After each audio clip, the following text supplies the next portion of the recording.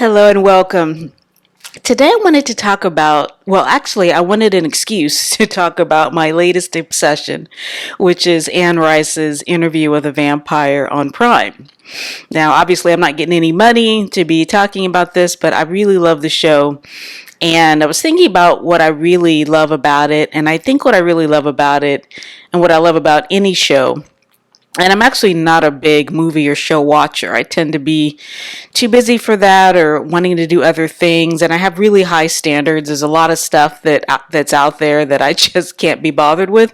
Not because maybe I'm a little bit of a snob when it comes to entertainment, but I think it's because I started with an English background. So I've read some of the best literature that's been made. So it's really hard to watch a story that is filled with bad dialogue or implausible tales or whatever.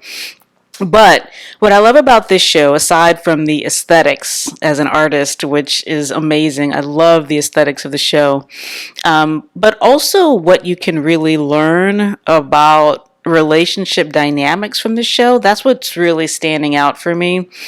Because these relationship dynamics are so common, and Hollywood tends to romanticize love, but what passes for love in Hollywood is not actual love.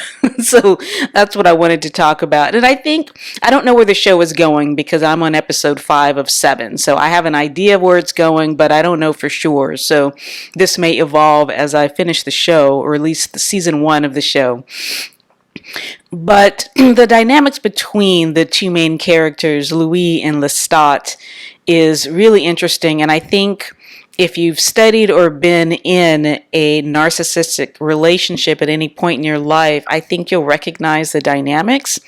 And I think you'll understand why I'm saying that what's passing for love, or what Lestat calls love, is not actual love. So when we meet Louis, his father has recently passed away, and he's responsible for taking care of the family financially, and he's done a great and amazing job. What you do notice is that although he's the anchor of the home, he really is also kind of the slave of the home, meaning he's kind of just expected to do this, and there's not a whole lot of gratitude. His mom, as you'll see, eventually turns on him on a dime, because in her mind, he's responsible for something tragic that happens, even though it really wasn't his fault at all. But going back to the dynamics between Lestat and Louis, Lestat is the vampire, the main vampire, and this is before Louis turns into one. But Lestat notices him on the street because of his quick temper. He responds to somebody harshly, and after that really turns Lestat's head. And it's funny the way Lestat courts Louis, because he kind of does it in a way that really pisses him off. He shows him up, and he emasculates him in front of his favorite hooker. So emasculates him on a financial level and on a sexual level. And it pisses him off, but it also intrigues him. And it's really interesting to see the way Lestat works. It's like he gets on Luis's radar first by doing that, but then he flips it and he appeals to his ego. Luis is a black man in 1920s, late 19th century, early 20th century America in Louisiana. So obviously racism is a huge factor, and he's able to own a business and he's wealthy, but he can't escape race dynamics, and Lestat really plays on that, appealing to his ego. You can look at this as the beginning of the love bombing stage. It's like love bombing, if you've been the victim of it, it plays into your ego as well. It's not just the narcissist ego it plays, your own ego. Your own ego is hungering for this kind of validation. And so Louis gets this kind of validation because Lestat speaks to the racism in the society. Now, Lestat is French, and so he kind of comes as somebody who's supposedly superior to all this racial dynamics in America, and he appeals to Louis's pain and his resentment and his anger, and it kind of bonds them together. And he shows him some tricks, he impresses him, he wines and dines him, so to speak.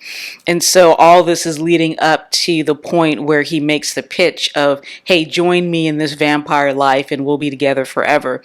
Now, Louis, from his point of view, he's, as I said, he's the responsible one in his family, but he's not really appreciated. He's just sort of expected to do everything for his family.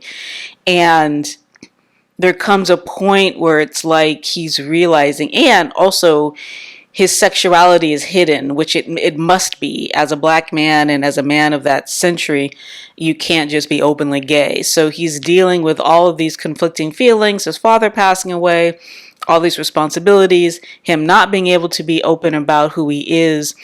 But Lestat swoops in and he sees it all. He plays to his resentment. He plays to his not feeling seen. He plays to his not feeling loved. And he comes in as the answer to it all. So when he makes his pitch, hey, join me in this vampire life, despite the fact that Louis knows on some level that this is wrong, it's like he can't resist that desire to be wanted, that desire to be loved, that desire to be seen. And he doesn't know yet that this is really a counterfeit love, and it kind of becomes obvious. There's really hints early when Lestat and Louis have their first sexual encounter. Louis is very conflicted about it. He feels bad about it, and he kind of wants to put it behind him. And Lestat is not going to take no for an answer, just like any narcissist. Okay, so when he pursues Louis, this is after Louis's brother passes, and obviously Louis is very upset. And Lestat won't leave him alone. He pursues him at the funeral, and when he's in the midst of his sorrow, he's demanding, why hasn't he come back to him? Why hasn't he come to see him? Him, not thinking about Louis at all, not even just giving it, like, can't you bother him tomorrow? Can't you at least have him have his funeral first? But again, narcissistic love is not about you. It's not about the person. The person is an object, and that object is used to fulfill the narcissist's sense of self, to fulfill their loneliness, to fulfill, their need, their own ego. So it's not about Louis. And so eventually, Louis comes back to Lestat, but it's never really, the supposed love that Lestat has for Louis is never actually about Louis. And Louis, so far at least, doesn't address this openly, but it's obvious in his eventual discontentment that he realizes this is yet another person who's just using him. And when he finally has someone to really love, which is their so-called daughter, when she comes on the scene, this gives Louis another chance to actually have a family that he's lost because of this vampire relationship. So it gives him an opportunity to experience real love. Now, he's made the same mistake as Lestat, and it's his own need that has fueled this relationship with his daughter. So he's made the same mistake that Lestat has made, but at least his heart is in the right place. He does actually want a family. He does actually wants what's best for this young girl, even though his choices have kind of made her life just as difficult as his own.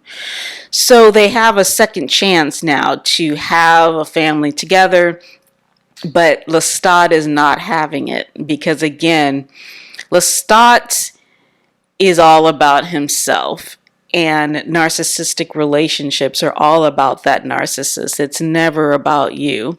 And so, although this is a fictional story about vampires, there's a lot that can be learned. First of all, how could Louis have avoided this situation in the first place? Well, one thing is that he could have recognized the amount of pain that he was in and given it voice instead of just assuming that this is just the way life has to be. If he actually realized, like, hey, I am in a low point because I can't be myself in this society. My family doesn't really love me. They just need me to take care of things. And when someone is self-aware like that, even if the painful circumstances don't change, if you can acknowledge that you are in that kind of pain, you're less likely to fall for the so-called answer that shows up in the form of a narcissist who promises you this, that, and the other. You will recognize that as yet another person trying to prey on you. Another thing to realize, I think, when you're in that position of not feeling self-love and knowing that you're in a vulnerable position, is that you have to find ways to fill that outside of a romantic relationship, because otherwise you will go looking for it in another person. And whatever you seek in a status of fear or status of unhappiness or status of need, whatever it is you reach for is going to harm you, because that is not the right energy to be in to go after anything. So whether it's a business, money, a relationship, whatever it is that you seek when you're in that dysfunctional state, it is going to be dysfunctional no matter how it starts.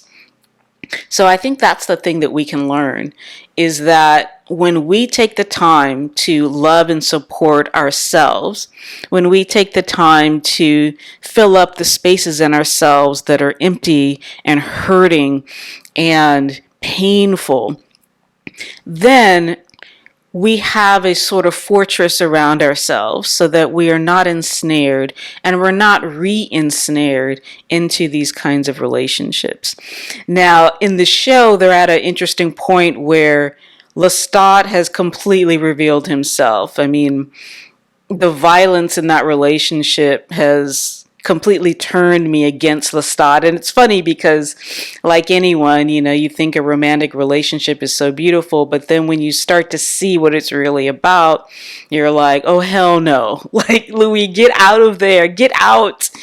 And we'll see. As I said in an Instagram post, it's normal for an abused victim to go back to their abuser at least 7 times before they eventually get out. So if you've ever been in that situation and you've gone back, even if it's not physical abuse, I mean, abuse comes in all forms. It's emotional, psychological, and in Lestat and Louis's case, it's all of these things. He has never physically abused Louis until Louis is determined to leave and take care of the daughter. Lestat can't handle it and he flipped the fuck out, right? And this is what happens. So as an aside, if you're in a narcissistic relationship and you think they're not violent, wait and see. The problem is when somebody feels like they've been frustrated to the point where they can't get what they want, you don't know what they're going to do. So up until then, Louis has been a very pliable victim. But when the victim finally stands up for themselves and says, I'm out of here, I'm leaving, I don't want you anymore, that's when you see the mask completely falls off and the narcissist becomes what they really are. So if you're with a narcissist that doesn't seem violent, don't believe that they're not violent, okay? When a person has nothing to lose, you will see what they're really about. So take all precautions when you're in the point of needing to get away from someone like this. And again, whether it's a physically abusive relationship or psychological or emotional or verbal or whatever, don't think that it won't get violent when you try to leave. So take every precaution, do everything you can in secret, and don't announce that you've left until after you've gone. Pretend like everything is okay until you've actually left. That's my best and strongest advice if you're in one of these things. So anyway, we'll see what happens to poor Louis. He's just been beat up by the man who supposedly loves him above all things, and we see what that's really about. So we'll see how this unfolds. And so even though, again, this is only a show, there's so much that we can take away from our own lives. Love yourself well, love yourself first, and be very, very cautious when somebody seems to be too good to be true, because they probably are. Okay, so that's all I have for you for this week. I look forward to talking either about this or something else next week. Until then, have a beautiful and self-loving day.